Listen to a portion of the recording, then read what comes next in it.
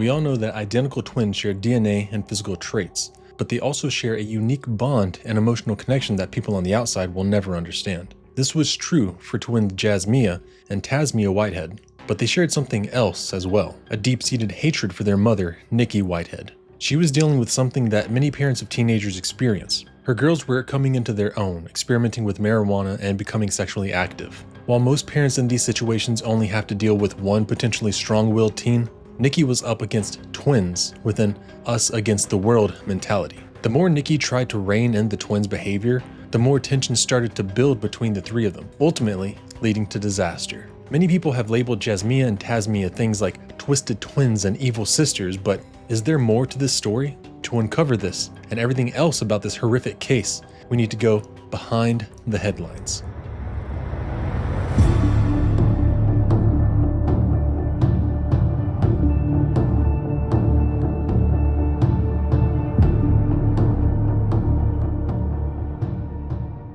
For a family who has experienced generational trauma, it's always the parents' hope that they can break that cycle with their children. Jarmecca Whitehead, who went by Nikki, wanted nothing more than for her daughters to experience a better life than she did growing up. Nikki was born to a woman named Linda Whitehead on April 18, 1975, while in prison for robbery and drug possession. Nikki was then placed in the custody of her grandmother, Linda's mom, Della Frazier, who at the time was 41 and living in Decatur, Georgia. Della did the best she could to raise Nikki, who was said to be extremely smart but rambunctious. She always gave Della a run for her money, especially when she got into high school. Nikki had dreams and aspirations of becoming a hairstylist and fashion designer.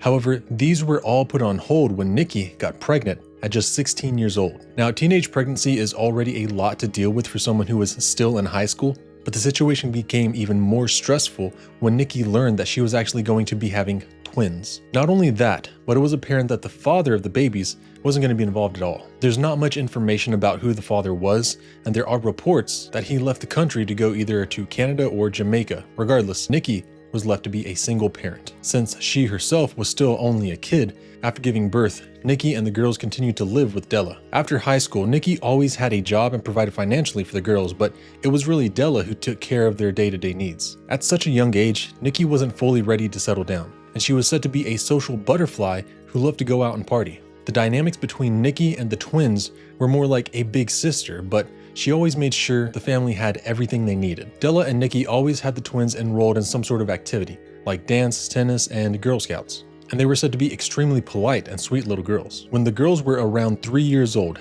Nikki fulfilled her dream of becoming a hairstylist.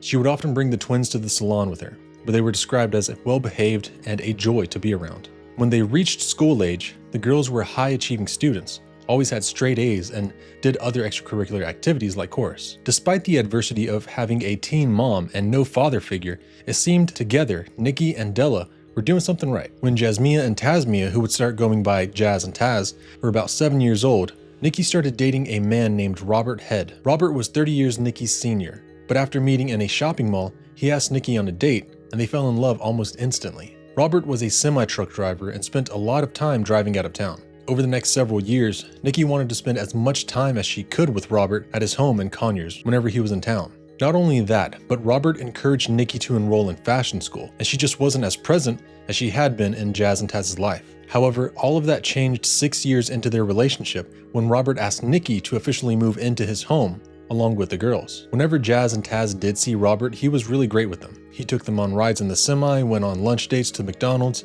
and was the closest thing to a father figure they ever had. By that point, Nikki was 30 years old, had most of the partying out of her system, was in school, and had a man who wanted to make a life with her and her children. She had been wanting to relieve the responsibility of her children off Della, who had been essentially raising the girls and finally be a full-time mom. However, even though Jazz and Taz loved Robert and Nikki, they weren't as keen on the idea of moving to Conyers.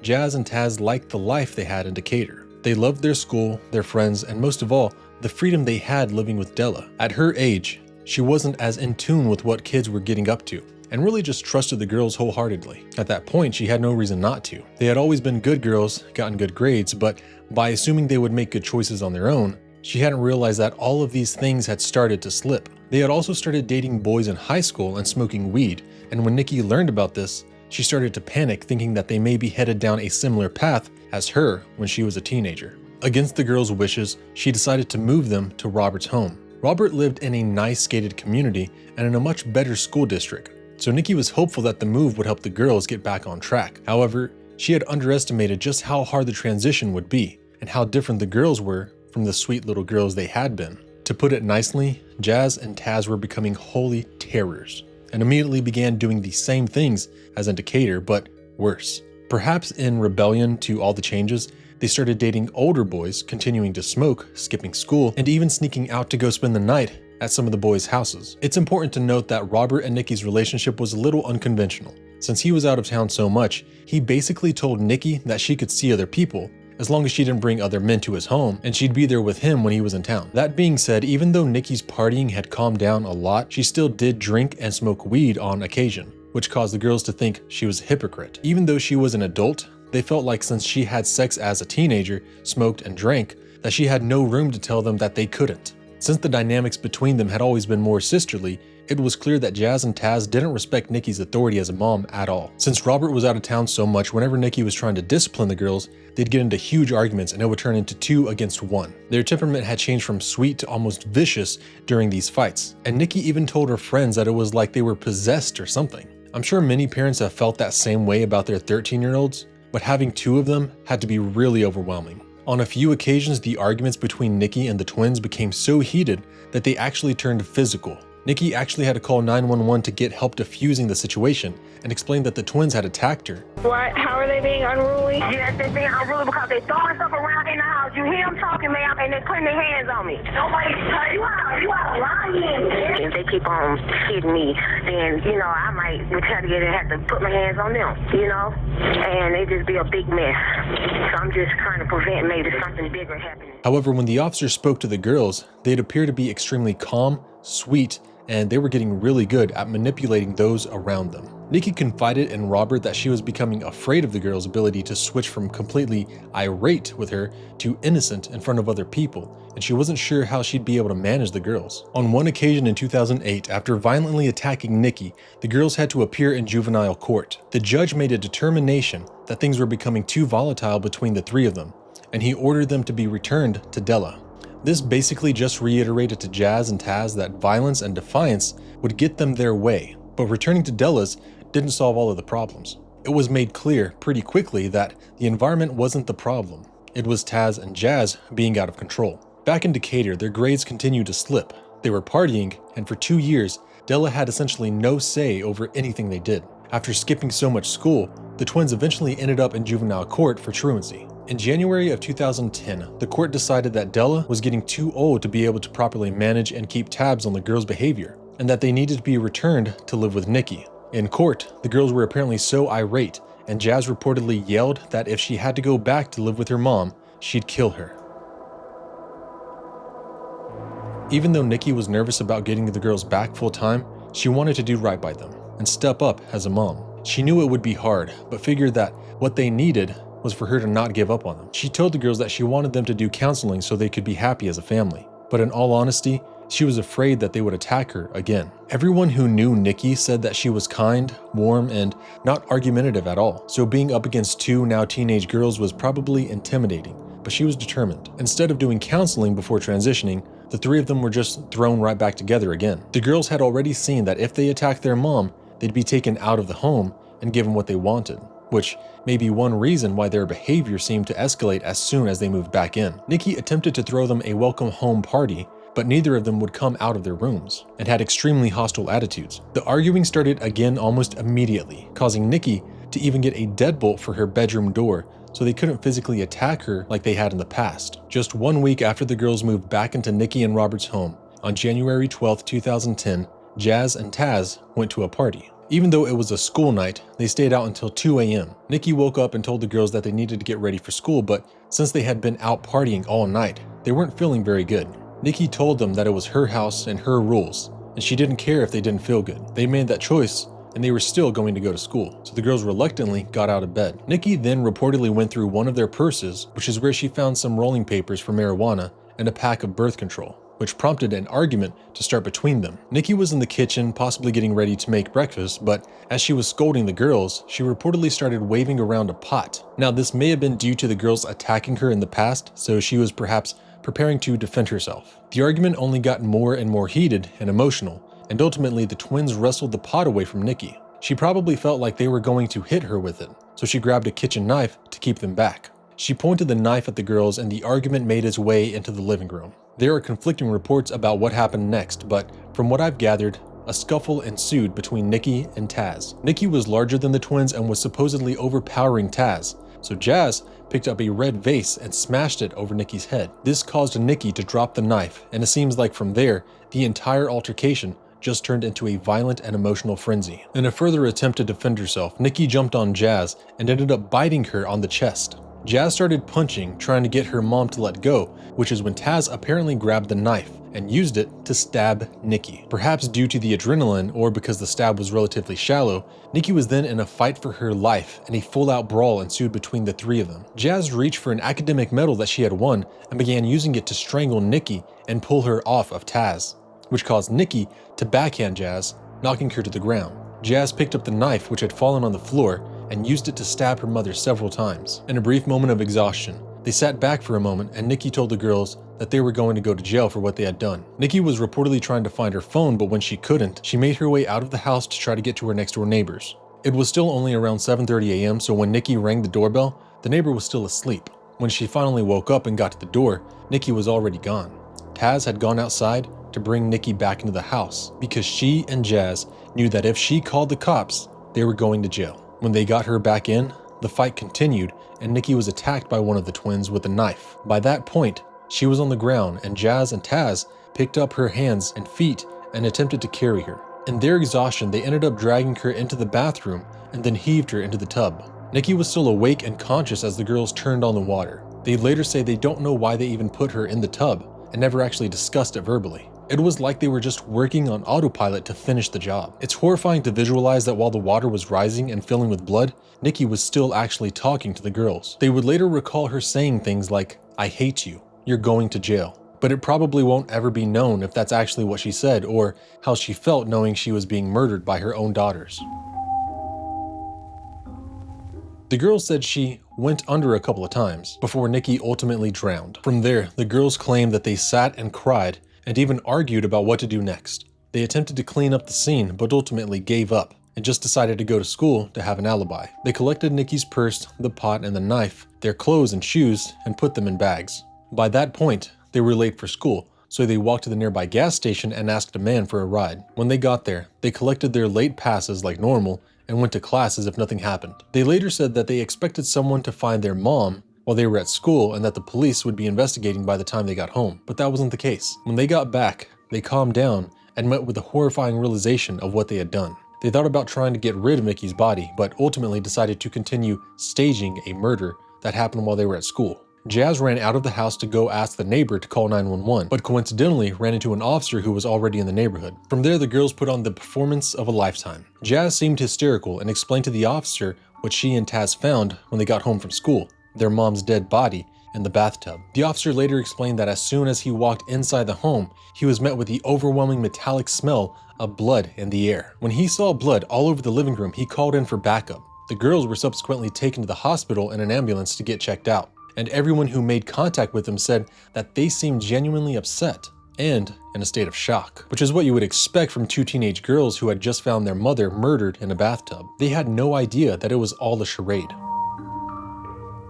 After the twins were cleared of the hospital, they were taken to the police station for questioning. When asked who they thought could have wanted to kill their mother, the girls mentioned that Robert was out of town, but she was also dating a man named Joe, who Nikki had supposedly had an argument with over the phone the night before. However, when police were able to locate this Joe person, he was said to have shown genuine emotion and also offered to give his DNA to rule himself out of the investigation. Similarly, Robert was quickly ruled out with his alibi of being on the road for work. The police really didn't want to believe that the girls could have anything to do with the gruesome death of their mother, but with both men and their life ruled out, they had to at least consider it as a possibility.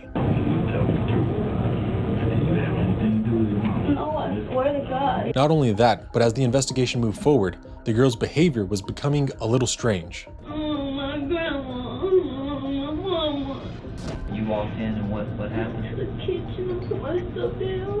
And I seen the blood all in there on the floor. And I went in there and I seen her and I touched her. At the police station, they were separated for questioning and asked to take off their jackets and gloves, which they had been wearing inside. That's when investigators noticed that they each had several injuries, like scratches and cuts on their hands. The twins tried to say that these injuries came from fighting with each other, but one of the injuries would be too hard to explain away: a deep bite mark on Jazz. They also noticed that when the girls were left alone in the interrogation room, they were talking to themselves in almost a performative way, with Taz saying,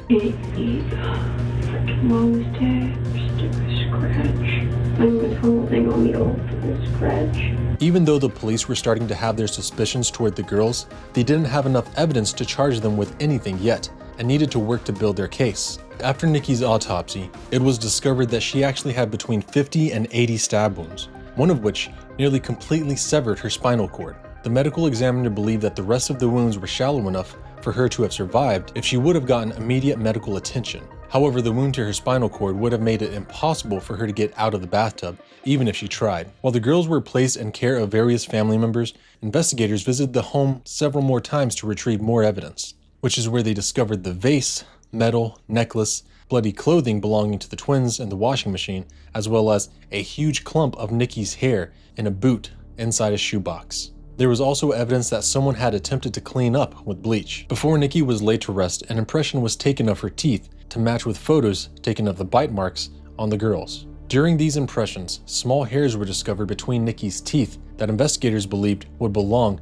to whoever had attacked her. Unsurprisingly, they were a match for Jazz and Taz, who share the same DNA. On May 21st, 2010, Jazz and Taz were arrested and charged with aggravated assault and felony murder of their mother, Nikki Whitehead. From there, the girls' sweet, innocent persona completely changed, and their true colors started to show on the dash cam on the way to the jail. I'm not going down for something I did not do. Me either. The day you saw a murder with my fingerprints on it or something, please do that. Please sign a murder with me and then get rid of her. Thank you. Even with the massive amounts of evidence against them, both of the girls initially pled not guilty to the charges, but they would have a long time to potentially change their minds. While the prosecution gathered more evidence to present at trial, they discovered journals in the girls' bedroom that could indicate the attack on their mother was premeditated. They both talked about how much they hated their mom, and there was even one entry that said they needed to get rid of her soon. It took almost 4 years for the trial to finally begin,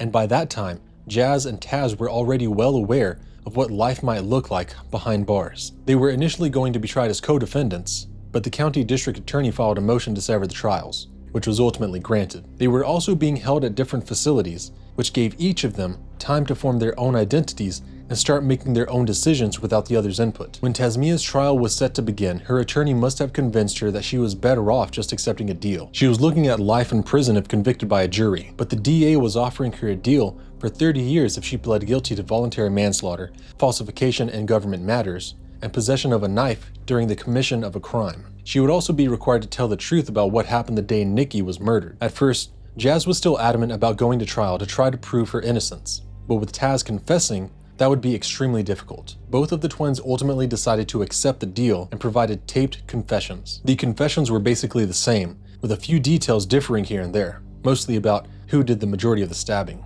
who initiated the violence, and so on.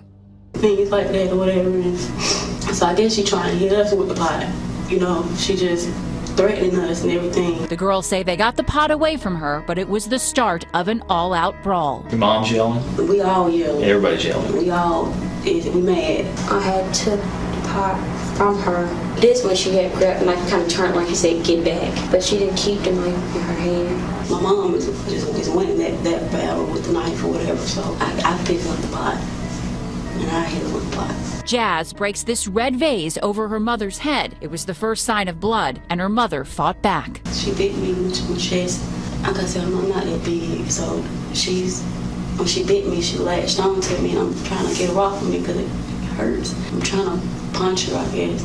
And I think Taz stabbed her She stabbed her. After more fighting, Jazz says at some point she begins to choke her mother with this ribboned medallion she won as a child. Her mother delivers a swift backhand blow, catching her by surprise. So I was stunned. I think I picked up a knife and I stabbed her. They wasn't cuts like they were deep because I couldn't bring myself to do that. After all the biting, punching, screaming, and stabbing, the twins drag their mother into the bathtub. Neither really explain why. You had her by the hands, Yeah, I think I had that. I was at the top. and Jazz had her feet. Yeah, she was heavy. What did y'all do? They put her in the tub. But Nikki Whitehead was still alive. In fact, she was talking to the twins. What's she saying? She hated us. She hated us. And no, I guess the same thing. We're going to jail, going to jail. What are you saying to her? I'm sorry. I told her I was sorry. Minutes later, they would watch their mother die. She went under a couple times and that was it. When that was it, let me use your words, when that was it, what'd you and your sister do? I guess we were shocked. We were really relieved. I guess what we did. We cried. We cried for a long time. I really wished it didn't happen like that. I wish I could have saw something else to do. I wish I did. Sorry. It was just confusion. It was like turmoil. It's just when I get nervous, dog. I miss her. But it was not what Linda and all of them try to make it seem. I didn't hate her. Taz didn't hate her either. It just was built up. I don't know, I guess heated alone and just built up anger between all three of us. Jazz and Taz's grandmother had this to say at the sentencing. I am Linda Whitehead. The victim is my oldest daughter, Jarmecca Whitehead. And Tasmiyah is my granddaughter. Y'all, I would just like to say today, I'm a broken mother and a broken grandmother. This has been an unimaginable situation to be in. I love my daughter, I love my granddaughters. There are no winners here today. I agree with that. I want to ask the court not to lose sight of what my child must have went through that morning on January 13th. And I'm asking you to look at all the evidence and whatever decision you make today.